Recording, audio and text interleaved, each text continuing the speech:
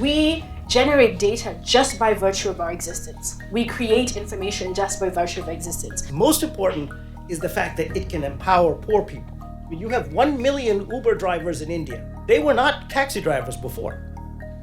They were working in the informal sector.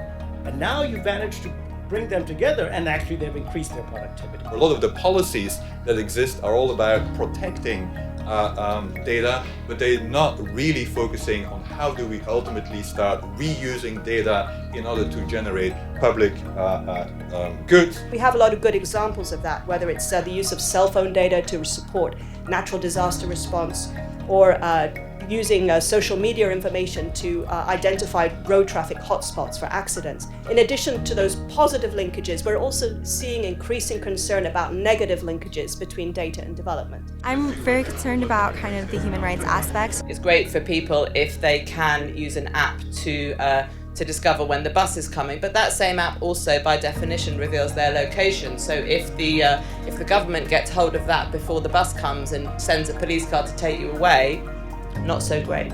We need to have the right, I think, as individuals to determine how that data is used. That there is sufficient data democratization and understanding that the right questions are asked. This means that without good models of governance, without understanding, and without intent, data can end up reinforcing or even amplifying existing inequalities.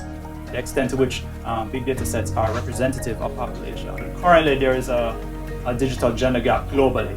So men are more likely to use the internet than women on average. If it's all about individuals, you can't do good for people with data if it means doing it in a way that they don't want. India has left everything to the corporations. And if you talk about the privacy, there's no privacy law. We need binding rules, but we need those rules to be enforceable. For the last few years, called for a new profession, which we call the Chief Data Steward. For those most vulnerable people, they have the most to gain, but also the most to lose in this data economy if we don't think hard about rights and about trust.